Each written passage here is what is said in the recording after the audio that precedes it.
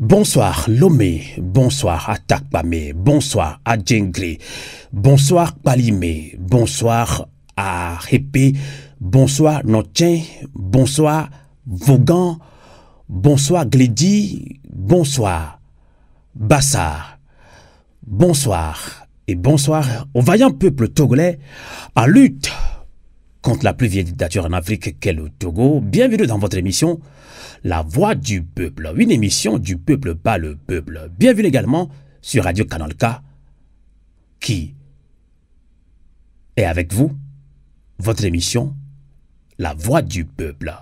Nous sommes au Togo. Faure Gnassingbé désigne le 3 mai, le 3 mai dernier, président du Conseil des ministres selon la nouvelle constitution, disons, de la 5e République. Jean-Luc Lucien Kwasi Lagnon Sambi du Tové est également élu premier président de la 5e République.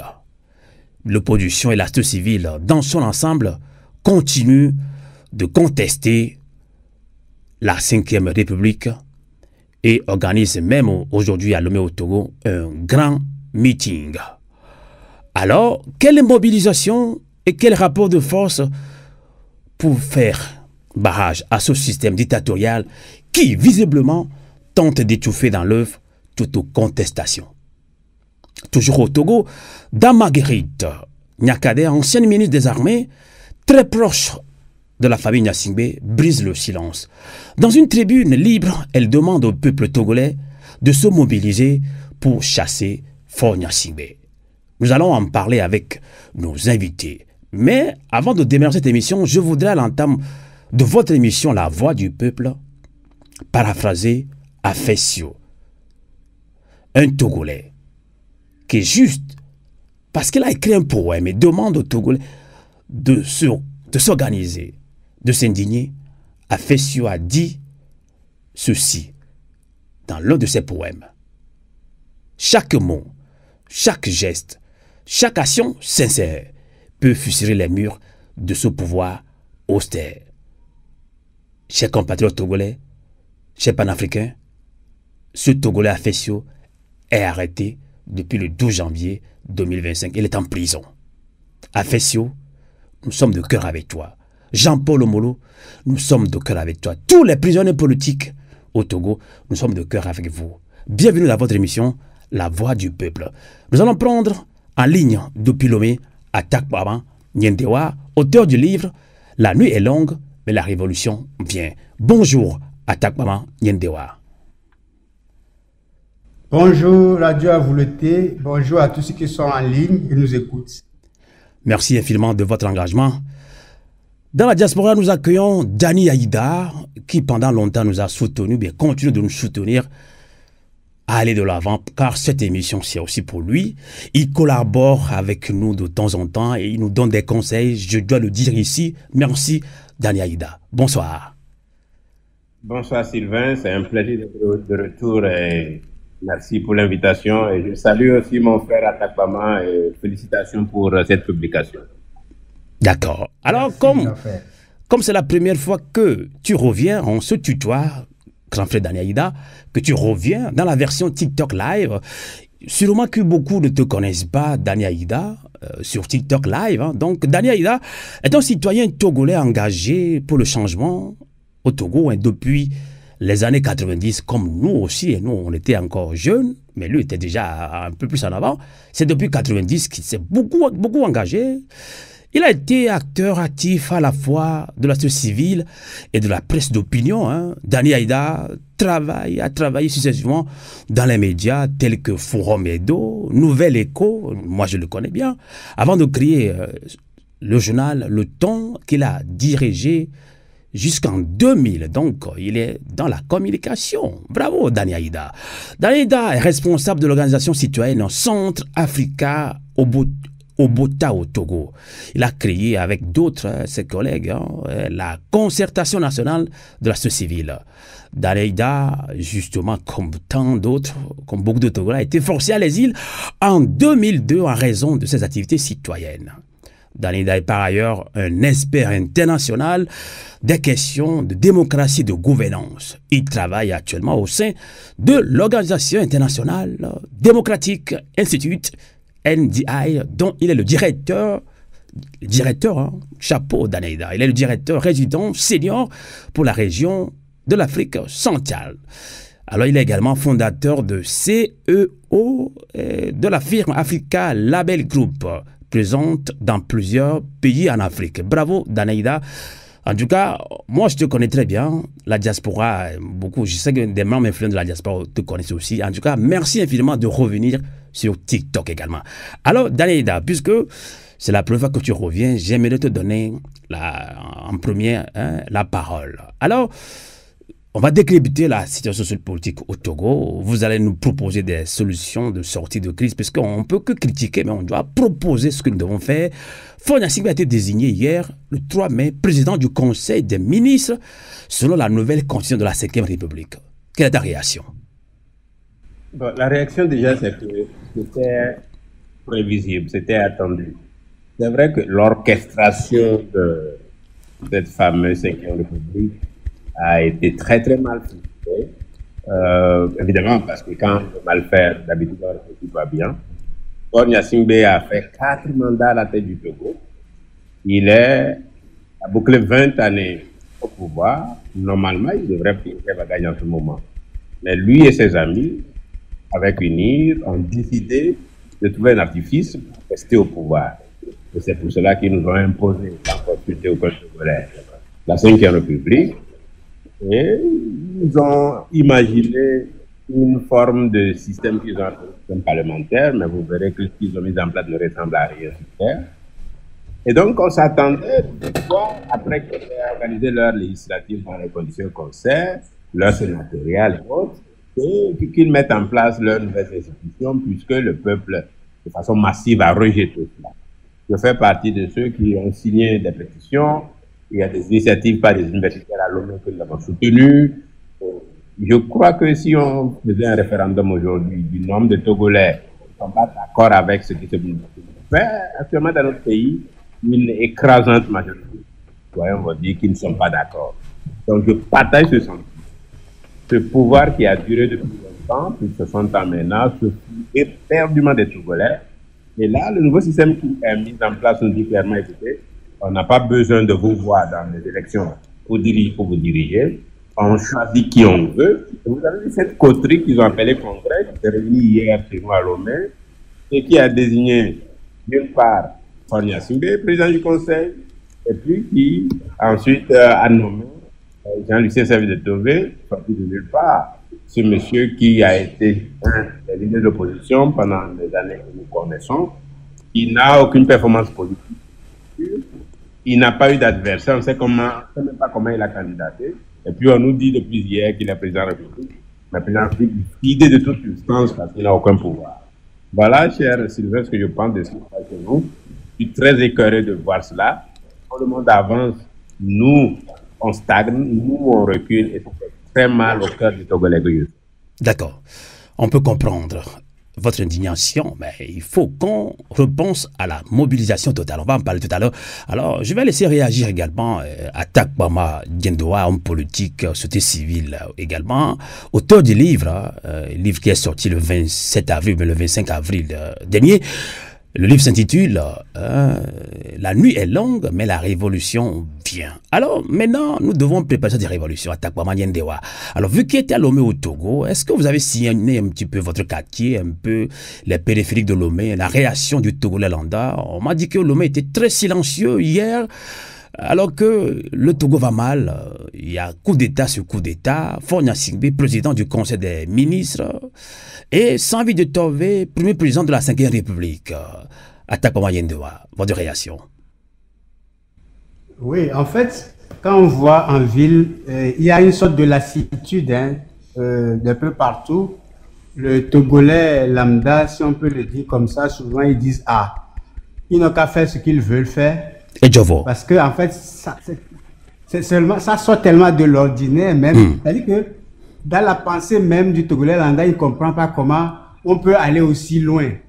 Parce qu'en fait, nous, Togolais, aujourd'hui, on risque de raser les murs parce qu'on ne peut pas regarder nos voisins en face, nos voisins des autres pays en face. On va raser les murs parce que tout ce qui s'est passé, ça fait très honte. C'est une humiliation totale. En fait, tu te dis comment des gens peuvent penser ça.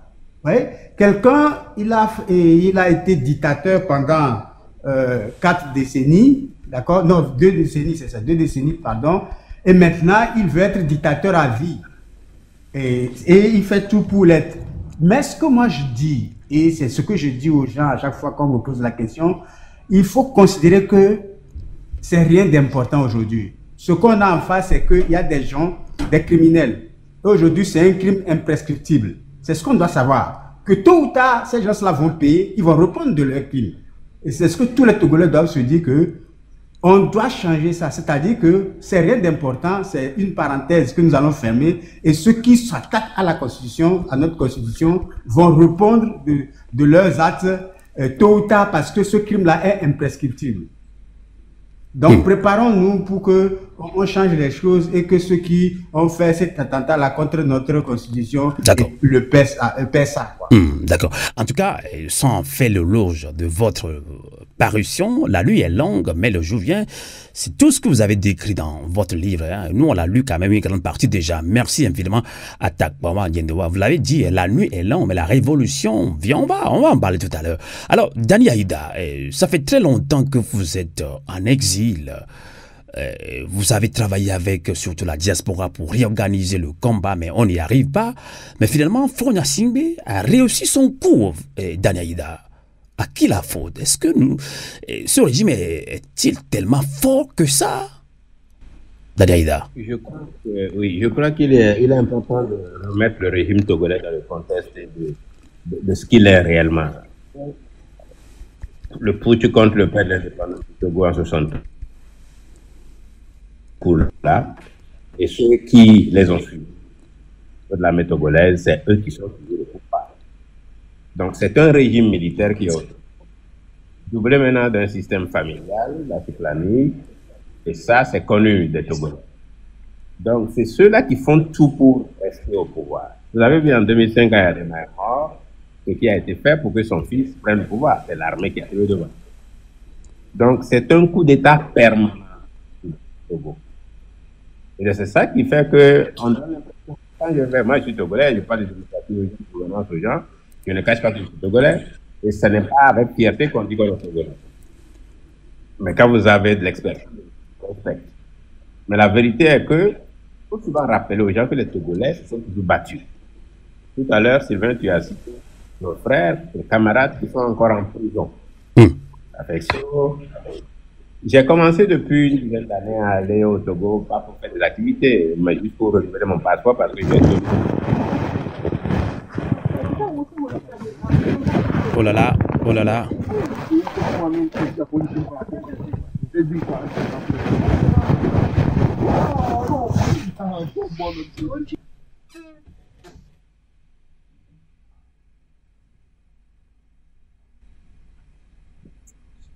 Donc, je continue en disant, cher Sylvain, que, en fait, la bataille, le combat du peuple pour sa libération a connu plusieurs épisodes et se poursuit. Évidemment, on peut dire aujourd'hui qu'il n'y a pas de changement. Vous voyez ce que le régime fait comme alternance. Il n'en est pas du tout. Une alternance, c'est quand un système politique, c'est quand un groupe de dirigeants, à ce moment, cède la place à un autre qui vient avec un projet, qui vient avec des propositions et qui déploie cela. Ça veut dire tomber, son homme actuellement président de la République, il a quel programme? Quel Togolais il a consulté? Qui représente-t-il? Et donc on est sorti totalement du système politique rêvé par les concitoyens togolais depuis longtemps. Avant même la conférence nationale, depuis même les pères de l'indépendance sont battus pour que le territoire du Togo devienne un État indépendant, moderne, une nation, avec une cohésion intégrale. Tout cela est trahi par depuis Gnassingbé Adjema, son fils qui, après 4 mandats, tient à s'incruster au pouvoir en trouvant donc ces archives-là assis maintenant. Donc, effectivement, on peut déplorer que le changement toujours souhaité par le peuple n'est pas arrivé, mais le peuple a engagé quand même des victoires. La résistance même est une victoire. Parce qu'il y a des peuples ailleurs qui ont été écrasés irrémédiablement. Mais il y a des changements qui s'opèrent un peu partout ailleurs dans le monde. Les Togolais se sentent malheureux de considérer que tous les investissements qui sont faits ne sont pas consacrés par des résultats à la hauteur de leurs résultats. Je crois qu'il faut qu'on garde le courage. On continue à se battre. C'est pourquoi je suis content que les camarades à Lomé aujourd'hui se mobilisent. Je rencontre encore des amis qui y croient, des gens dans les médias qui continuent, qui se battent de nous. La diaspora où on sent une conscience citoyenne qui émerge. Je crois qu'il nous faut juste, en termes de tactique et de stratégie, avoir un peu plus de perspective. Voilà, cher soldat, qui fait cette situation. D'accord. Donc, on n'a pas le choix que de continuer le combat. Nous devons continuer à maintenir cette flamme de mobilisation, vaille que vaille. Alors, à Takpama Nyendewa, aujourd'hui même, cet après-midi à Lomé, il y a un grand meeting. On se pose la question, vous qui êtes à Lomé au Togo, finalement, je vais me répéter, Fort Gnassingbé, ou bien ce régime est-il tellement puissant qu'on n'y arrive pas. Ouais, c'est si facile comme ça, parce que ce qui s'est passé hier, franchement, beaucoup de Togolais, vous l'avez dit, que les gens disent que oui, bon, voilà, c'est encore arrivé, mais donc c'est comme si on reste indifférent à Takpama, à tout ce qui se passe au Togo. Votre micro à Takpama, s'il vous plaît. On ne reste pas indifférent, en fait. C'est-à-dire que je voudrais à Takpama, s'il te plaît, je voudrais qu'on parle sans langue de bois quand même. Mais hier, c'était quand même très silencieux au Togo. C'est pas parce que je suis à l'étranger que je dis ça. Mais ça sort un peu de l'entendement. Non, si, c'était silencieux. Oui, c'est quand même choquant quand même. On est d'accord. Non, moi, je ne trouve pas ça encore choquant. Je dis juste que dans une lutte, il y a des moments de fatigue. Il faut que, progressivement, le peuple retrouve ses forces. Le peuple togolais est si fatigué que ça à Takpama. Ou il y a un autre problème? Non, ce que j'explique. Non, si on dit il y a des problèmes, ça montre, c'est tout ça, on appelle fatigue du peuple. Parce qu'il y a plusieurs composantes dans le peuple. Mais ce qui se passe, c'est que quand on prend une trajectoire dans une lutte, ce n'est pas quelque chose de linéaire. Ça monte, ça descend. Et moi, je crois à la capacité du peuple togolais de rebondir.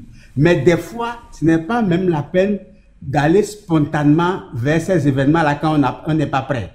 Okay. Et on a fait ces erreurs-là pendant longtemps où on veut à tout prix réagir rapidement et on perd le peu de force qui nous reste au lieu d'être dans une programmation stratégique. Donc, c'est-à-dire que le peuple, pour vous, le peuple, je ne vous coupe pas, je voudrais nous aider à aller plus en détail. Pour vous, ce silence peut s'expliquer par une préparation en sourdine du peuple togolais pour une révolution, un soulèvement populaire?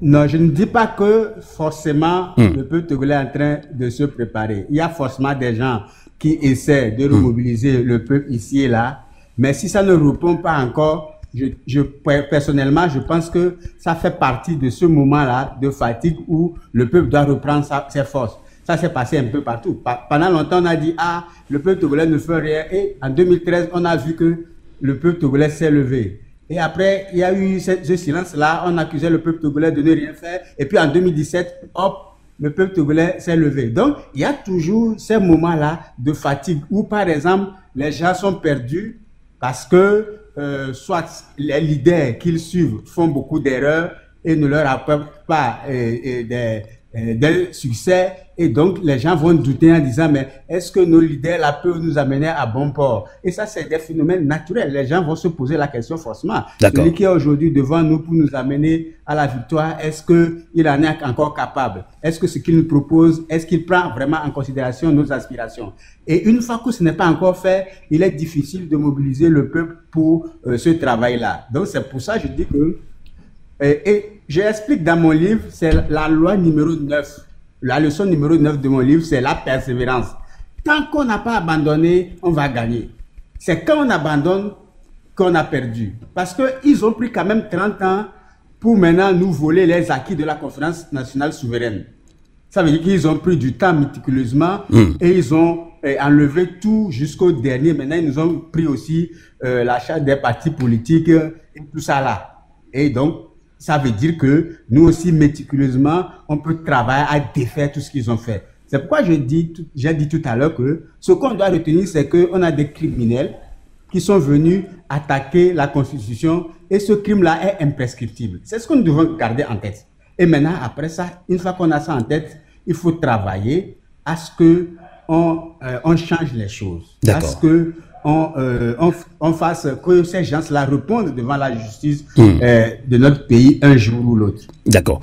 Avant de revenir sur comment s'organiser, révolution, puisque il y a une dame qui est très proche, ancienne ministre des Armées, je ne vais pas citer dans son tout de suite, mais ça vient dans 2 ou 3 minutes d'ailleurs, avec vous attaque maman, puisque vous êtes de la région septentrionale. Alors, Dani Aïda, comment expliquez-vous, je ne sais pas comment l'appeler, ce silence hier du peuple togolais qui a assisté, je ne dirais pas d'une façon spectaculaire à cette désignation de Faure Gnassingbé comme président du Conseil des ministres et Sambi du Tové, premier président de la 5e République, Dani Aïda. Est-ce qu'on reste indifférent quand même? Je ne pense pas qu'on soit indifférent. Il y a appartient à la communauté. Je t'entends un peu mal. Ouais, maintenant vas-y. Ça va maintenant? Ok. Ça va bien, oui. Je disais que je ne crois pas qu'il y ait de l'indifférence. Les Togolais, ils écoutent, ils observent, ils encaissent. Il y a des moments où ils réagissent. Déjà, la manifestation cet après-midi, c'est un baromètre. On verra si la mobilisation est grande. Tout à l'heure, oui, on va les suivre. De la société civile. Nous voyons aussi en ligne les réactions sur Facebook, sur TikTok et autres, sur Twitter. On voit des réactions d'indignation des Togolais. Vous voyez? Donc, il y a beaucoup de Togolais qui n'ont pas l'habitude de réagir spontanément. C'est la nature de nos compatriotes. On ne peut pas leur reprocher. Quand on donne l'opportunité, ils réagissent. Mais je pense que l'indignation dont nous parlons actuellement est assez particulière. Ça ne doit pas donner l'impression qu'on abandonne, qu'on a le sentiment qu'on a tout laissé, que le régime fasse tout à sa guise. Il y a de l'espoir parce que de plus en plus de Togolais prennent conscience que la solution doit provenir des concitoyens togolais eux-mêmes. Mon frère Attaque m'a encore rappelé à l'instant. Vous savez, on a beaucoup de chances et d'opportunités au Togo. Actuellement, vous voyez, tout le monde s'indigne parce que hier, Faure a renouvelé son mandat dont on connaît même plus la limite. Hier, il a fait désigner Sambi du Tové, sorti de nulle part. Mais la vérité est que on répond par à-coup. Et nous, on dit aujourd'hui, nous, c'est qui est dedans? Avec qui moi je parle? Quand je parle, est-ce que ça engage quelqu'un d'autre? Donc, ce qui manque au niveau de l'opposition, la grande opposition togolaise, c'est la cohésion, c'est l'efficacité dans l'action, c'est la planification. C'est aussi un leadership éclairé pour qu'on sache ce qu'on fait ensemble. Au niveau du NIR, ils ont ça. Ils ont une armée qui les discipline et ils ont un leader qui les corrompt. Personne du NIR ne va au plus alors qu'ils sont tous des voleurs. Ils sont une bande comme ça et ils s'entendent entre eux pour maintenir le pays dans leur férule. Mais au niveau de l'opposition, c'est la grande pagaille, vous savez. Et là, quand je le dis, je ne pointe personne du doigt. D'accord. Les opposants sont nombreux. Ils sont de la diaspora, la société civile, médias, partis politiques et tout. Et chacun, il est chef de ce qu'il dit. Et ça n'engage que lui. Et il n'y a personne qui essaie de mettre l'autre dans ce cas. C'est pourquoi parfois on a le sentiment qu'il n'y a pas de résultat. Ça va. Ça se comprend. Alors, il faut réorganiser. Et il faut tout organiser. Attaque maman, est-ce que tu m'entends?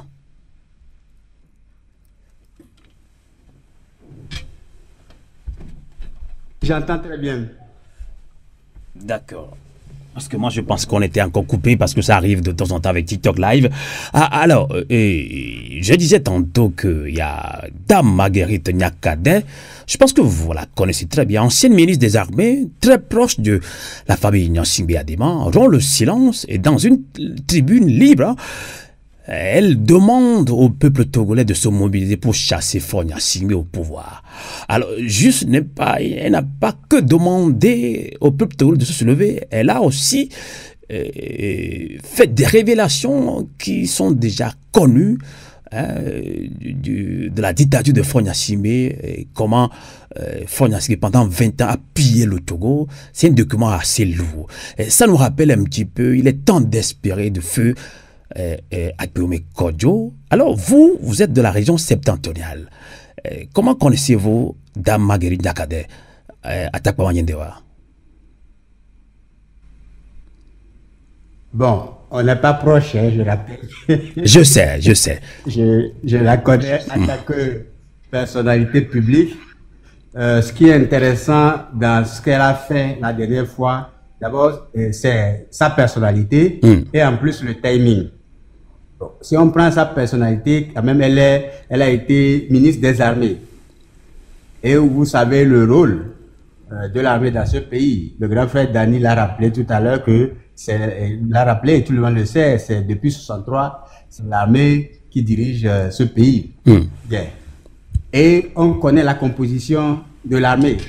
Et pendant longtemps aussi, ça faisait peur aux progressistes, aux forces démocratiques qui disaient que comme l'armée est composée à 80% de cabiais, donc ça va être difficile de faire le changement. Mais du coup, avec ce qui s'est passé avant-hier, on comprend bien qu'on peut dépasser ça. Parce que Madame Nyakade, elle est fille d'officier. Donc son père, c'était le colonel Nyakade. Et elle-même, elle a été l'épouse d'un officier, chef-corps, Ernest Nassimbe. Donc en même temps, elle a été l'épouse d'un Nassimbe, d'un fils de Adéman.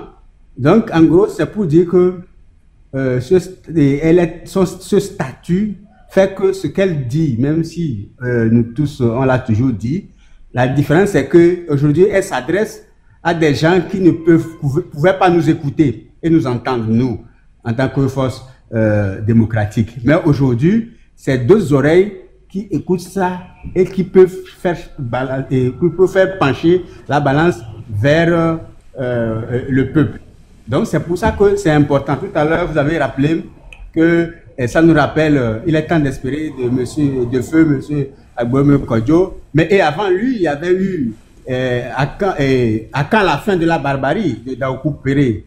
Et vous avez vu comment on a accueilli tous ces gens-là qui ont eu la force et la lucidité de dénoncer des dérives, parce qu'à un moment donné, ils ont dit non, on ne veut plus continuer par participer avec notre silence coupable à ces dérives-là.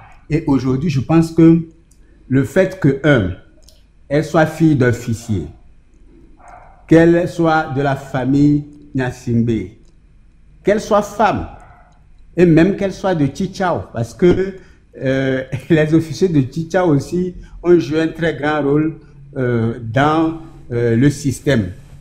Et donc, quelque part, et puis ce qui est intéressant aussi, c'est qu'elle n'est pas en exil, elle est sur place. Elle n'est pas partie. Est-ce que vous avez bien vérifié cette information si Madame Nyakade est à Lomé au Togo? Moi, il se sûr qu'elle n'est pas sur place, hein. Il se sûr qu'elle n'est pas à Lomé. Est-ce que vous êtes sûr qu'elle est à Lomé?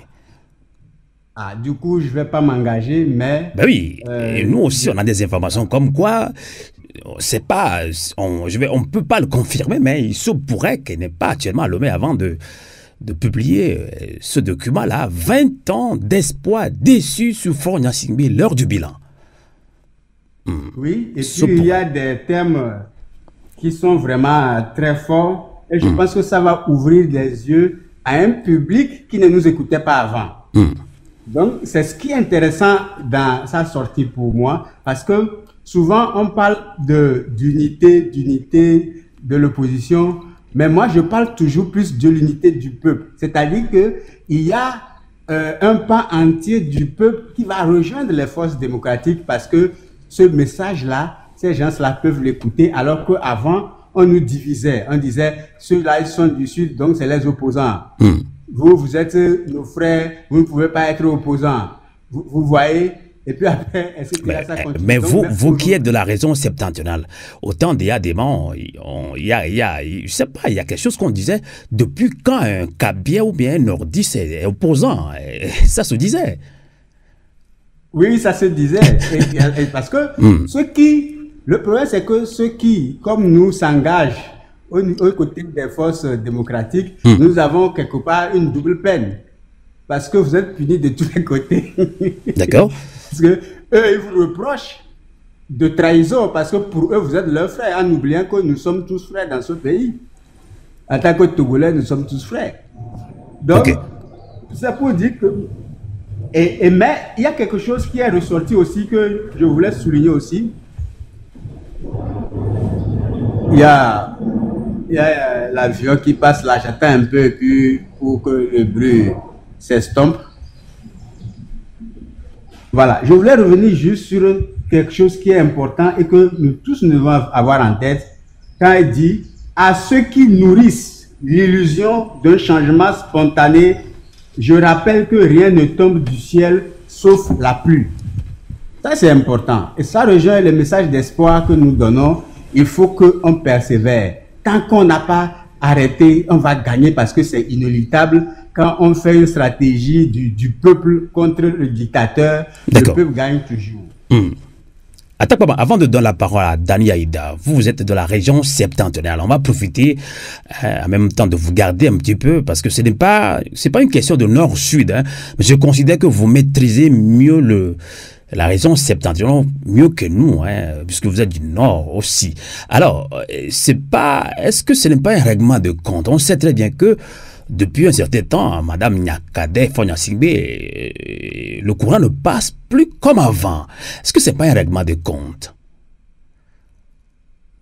Moi, je me dis que je ne peux pas avoir d'informations sur leur vie privée et qu'en l'occurrence ici, on peut dépasser ça. C'est-à-dire que du moment où, de toute façon, il y a toujours du ressentiment comme motivation dans les actions de tout le monde. Hein, un peu. Toujours, il faut... Ce qui nous motive à faire une action, c'est souvent à l'intérieur de nous. Il y a toujours ça. Mais pour moi, aujourd'hui, tant que... Même si c'était ça, mais tant que cette position nouvelle va dans le sens du peuple, moi, je vais jouer là-dessus. D'accord. Ouais, le but n'est pas d'aller dire bravo, d'aller lui faire une décoration. Mais le but, c'est que nous, en tant que peuple, comment on peut entrer dans cette dynamique-là et avoir ce que nous voulons. Et donc, pour moi, c'est toute la question au niveau de la stratégie. C'est jamais rejeter des gens qui reviennent vers le peuple. Ouais, en tout cas, ce n'est pas ma question. Hein. Radio a voulu ne rejette pas la sortie de Nyakade. On soutient parce qu'elle appelle le peuple à se lever. Elle dénonce la malgouvernance de Faure. Bon, en fait, le document, quand même, nous, là, moi, je l'ai lu au moins 2 ou 3 fois, quand même. En fait, ce n'est pas du nouveau pour nous combattants, pour beaucoup de Togolais avertis. Et tout ce qu'elle a mis dedans, nous, on le connaît déjà, l'opposition l'a dit, la société civile l'a dit plusieurs fois, mais le nouveau, c'est ça. Elle est du Nord, elle est proche de Nyasingbe, plus de 80% de l'armée sont kabyais comme elle, donc elle peut être mieux suivie, c'est ça. Mieux écoutée, Oui, je pense qu'il y a un public qui ne nous écoutaient pas avant parce que on leur dit quoi? On leur dit que les autres là, bon, c'est les opposants, ils sont du sud, et s'ils prennent le pouvoir, on va vous chasser, etc., etc. Ça fait que les gens là ne peuvent pas nous écouter. C'est pourquoi j'avais donné un exemple l'autre fois quand on faisait la conférence bilan, la dernière fois, j'ai donné un exemple que ce qu'on a connu en 2005, où on a transporté des jeunes du Nord pour venir tabasser les gens au Sud. On a failli le connaître encore en 2017. Il a fallu que nous, on travaille là-dessus en leur disant non. Parce qu'en 2017, ça allait être une guerre entre Kotokoli et Kabyais. D'accord. Donc, on va opposer les deux. Nous, on a travaillé là-dessus pour dire non. Nous, on est Kabyais, on est à la C14. Donc, c'est faux. C'est pas pour envoyer qui que ce soit. Et donc, les gens peuvent nous écouter, nous, si on est dedans, par exemple. Ils se disent, ah, lui aussi, c'est mon frère. L'autre est mon frère aussi. Mais il y a quelque chose, ils disent des choses contraires. Donc là, il va réfléchir.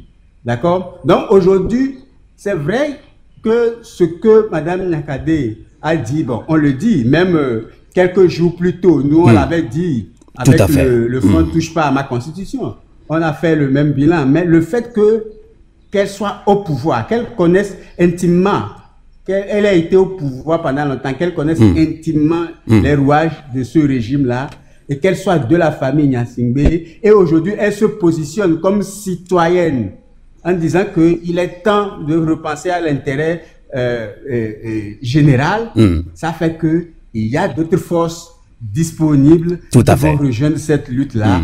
Et ça fera que du bien à la lutte. Tout à fait. Et comme le dit cette assertion, toute dictature se détruit de l'intérieur. Alors, on va relancer Dani Aïda. Vous avez suivi attentivement Atakbawa Nyendewa, que vous connaissez très bien. Il est de la région septentrionale. Alors, Dame Nyakade est aussi de la région septentrionale, très proche de Gnassingbé d'ailleurs. Vous avez lu la tribune libre qu'elle a publiée il y a 2 jours déjà. 20 ans d'espoir déçus sous Fort Gnassingbé, l'heure du bilan. Ce document, je sais que pour vous, c'est pas du nouveau, mais quelle appréciation vous en faites, Dani Aïda? Merci Sylvain. Je pense que l'acte posé par notre sœur Essa Simna Marguerite Nyakade est un acte héroïque. Ça n'arrive pas tout le temps, venant des gens venant de cette arène-là. Je rappelle seulement d'abord que cette dame a été nommée ministre des Armées en octobre 2020 et que 2 ans après, à savoir en décembre 2022, elle a été limogée. C'est une information officielle. Elle a été limogée et son ministère a été rattaché à la présidence de la République. Ça, c'est un premier fait qu'il faut marquer. Ça veut dire qu'à un certain moment, dans la gouvernance opaque de Fort Gnassingbé, il y a eu une rupture entre une ministre issue de sa région et lui-même. C'est un poste sensible quand même, le poste de ministre des Armées. Dans ce pays-là, diriger la Grande Muette, on ne peut confier cela qu'à une personne de confiance.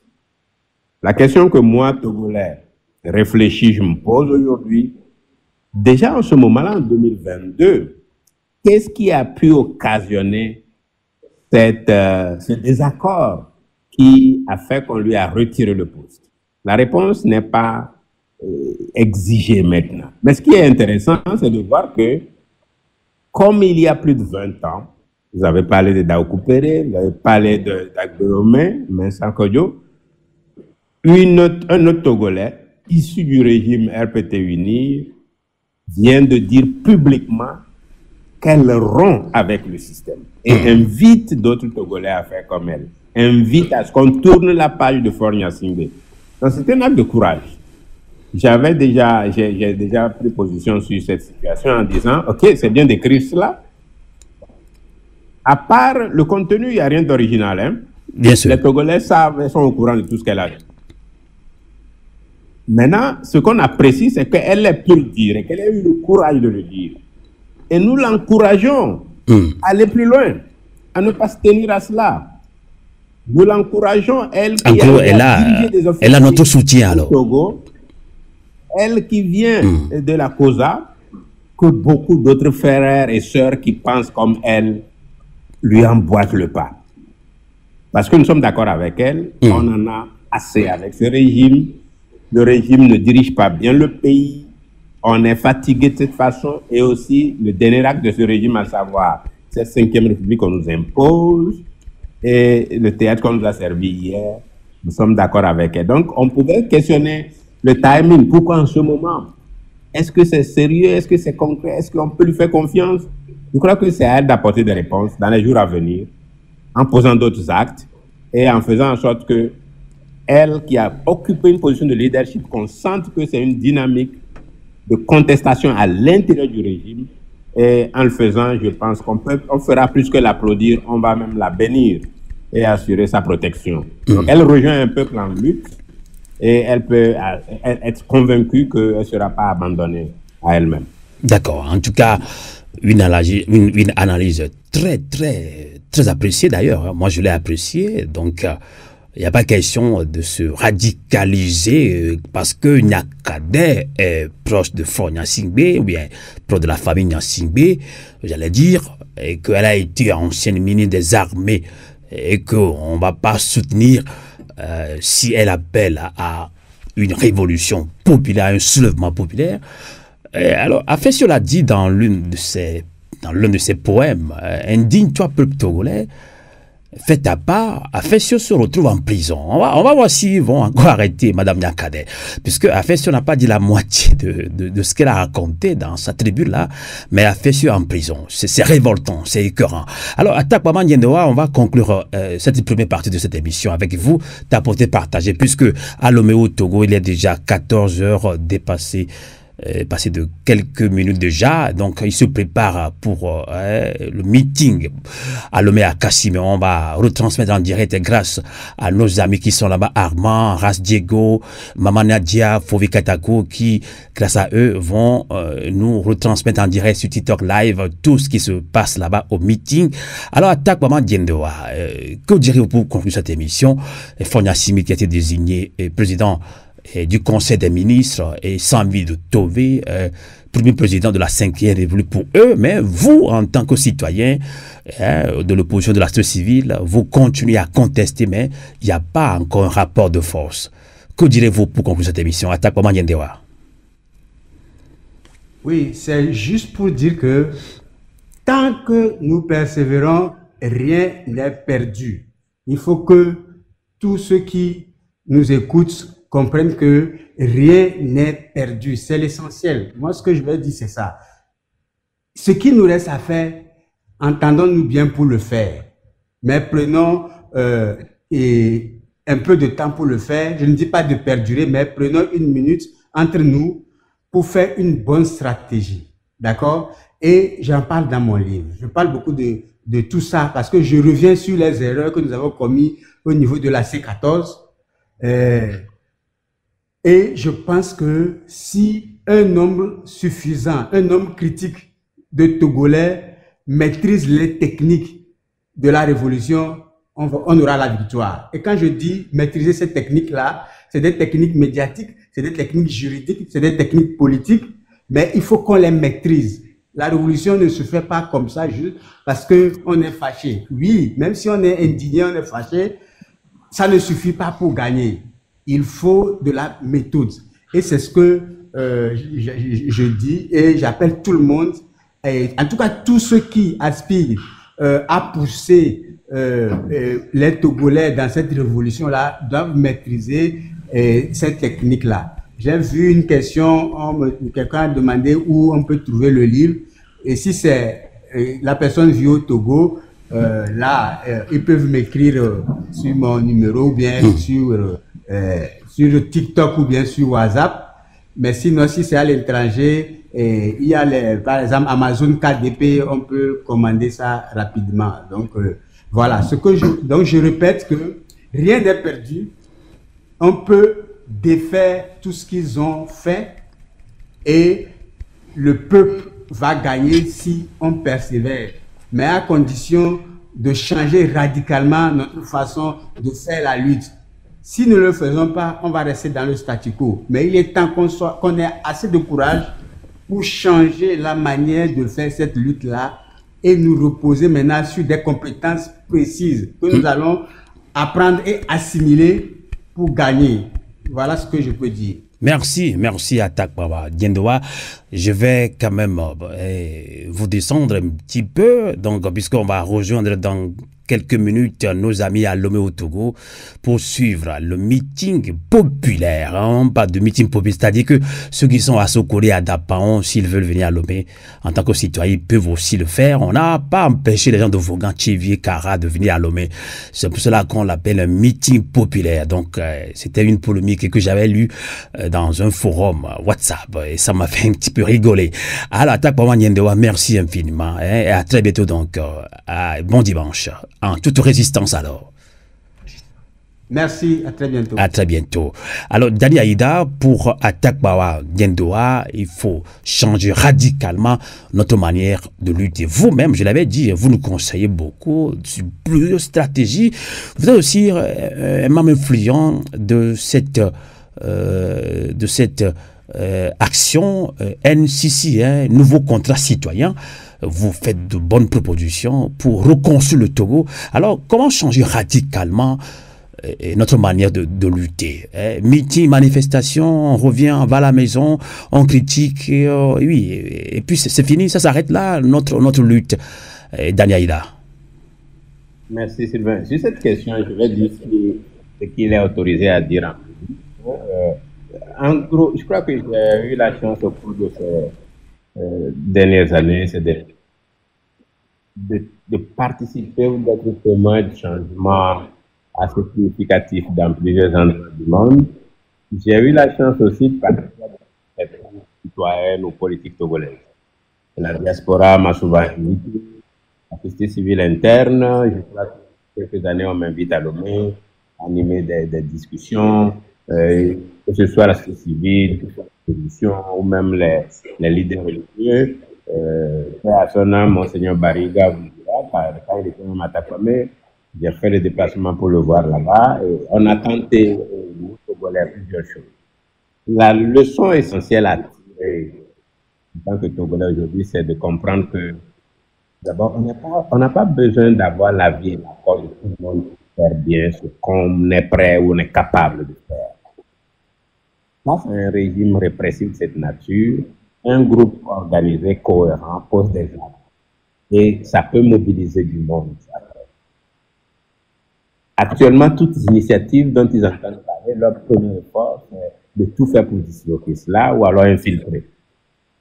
Donc, il ne faut pas juste donner l'impression que, voilà, on va continuer à les dicter le système.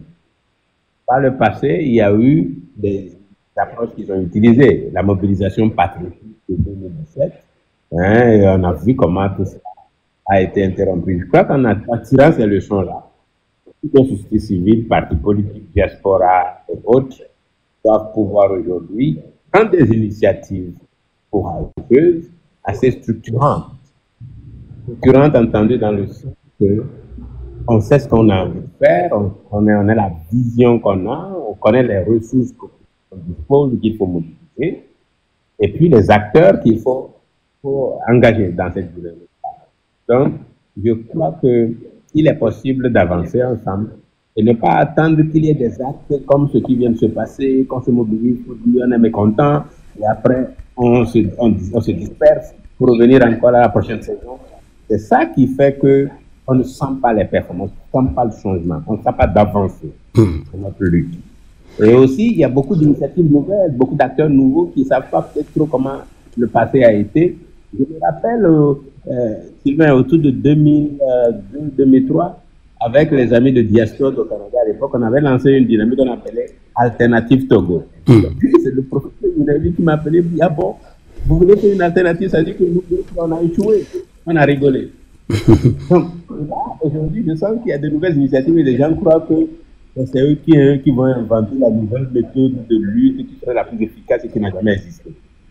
Donc, nous sommes dans une société, des générations se succèdent, où on apprend les uns des autres. Mais écoutez, hier, je parlais avec mes frères à RDC. Là-bas, la guerre à l'Est, je te dis qu'il y a des problèmes avec les Kabila, là. Ils vous diront que, parfois, ils comparent au Québec, ils ont des problèmes plus graves, mais moi, c'est pas le cas. Donc, vous voyez, je ne vais pas faire de catalane, mais juste pour vous dire que nous devons savoir où nous allons. Nous devons savoir faire le point de temps en temps pour savoir le parcours que nous avons pu faire, le chemin qui nous reste à parcourir, avec qui nous sommes engagés, à qui partager quel secret, et puis vous verrez que, de façon significative, ce régime est aux abois aujourd'hui. Quand vous voyez les conditions dans lesquelles ils ont changé la Constitution, tous les désordres qu'ils ont fait autour de l'État, au cours des 12 derniers mois, vous vous rendez compte que ce n'est pas un régime qui est à l'aise qui fait ça. Ça veut dire qu'ils ont des difficultés. Madame Nyakade vient de nous dire qu'il y a une fissure, je veux dire une cassure à l'intérieur. Encourageons cette dynamique. Que cela devienne une faille. Et c'est ça qui va faire tomber ce régime. Donc, je crois que nous avons un certain nombre d'atouts sur lesquels on peut capitaliser. Il ne s'agit pas seulement des manifestations. La diaspora a intérêt à contribuer mieux, à la société civile à comprendre que le Togo aujourd'hui, les OSC du Togo, quand j'en parle, disent on n'a plus d'appui, on reçoit plus aucun aide. Voilà, quand on a un hospital, il faut qu'on paye normalement, on va pouvoir payer pour le faire. c'est là où on voit les vraies organisations citoyennes. Il y a des choses qu'on peut faire en ligne qu'on ne faisait pas des années 90 et 2000. D'accord. Donc, il faut arriver à innover. Je suis sûr que la marche vers la libération sera irrémédiable et les résultats seront au rendez-vous. En tout cas, merci Daniel Ida pour votre conclusion dans la toute première partie de cette émission spéciale aujourd'hui.